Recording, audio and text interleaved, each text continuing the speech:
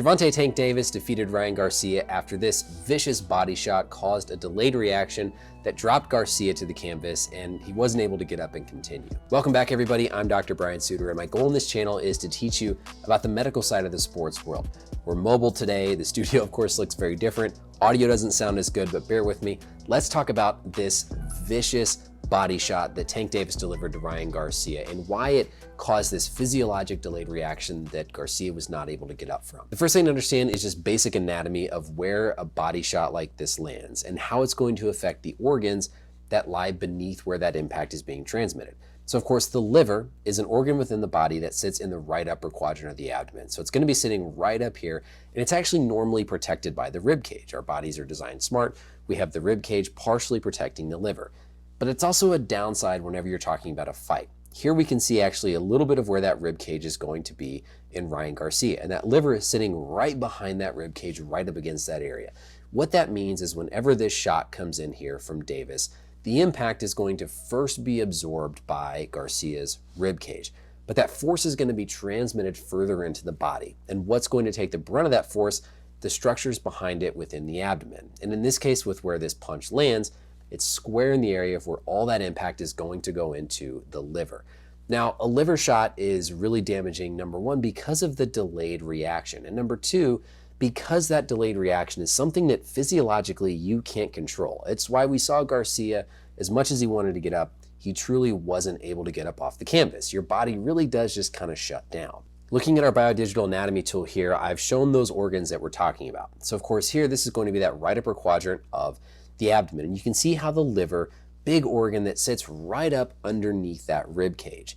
The diaphragm is going to be the muscle that helps control our breathing, and that's going to lay across the top of the liver. But whenever that punch comes in here from Davis, it's landing square on this lower portion of the rib cage and transmitting all of that energy through the ribs into the liver. What happens then is the liver is surrounded by this fibrous capsule that's innervated by part of our autonomic nervous system. Our autonomic nervous system is this pathway of nerves that are automatic. It's why it's called the autonomic nervous system.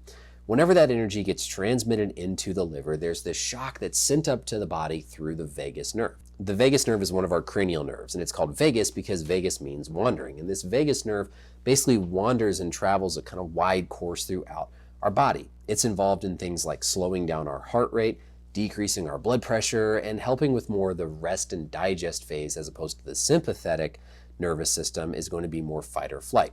So whenever you have this surge, this activation of your vagus nerve, your blood pressure is going to drop, your heart rate is going to drop, you have this sinking, just really heavy, terrible feeling in the pit of your stomach because of how that nerve is spreading so far throughout the inside of the body. But because it's the nervous system that's being affected, it's automatic. There's nothing that you can do to quickly reverse it. Right after this happened, we actually saw Garcia take a few steps backwards, and the liver shot doesn't drop you right away. A liver shot's going to let you bounce up a little bit. You can see Garcia even gets his mitts up. He's ready to continue fighting. And then as all of those physiologic processes are starting to happen because that signal has gone into the liver, transmitted up through our vagus nerve, and then we get this cascade of events where our blood pressure is going to drop. You get that nauseous feeling in your stomach. Your heart rate's going to slow down.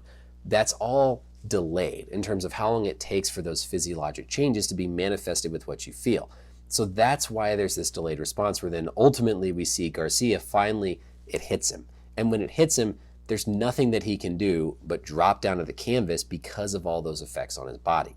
It's delayed because of that time it takes for the nerves to conduct those signals, have their end effects on the organ. And then during this time here, when Garcia is down on the mat, again, this is nothing that he is able to control. He's down, his body's not letting him get up.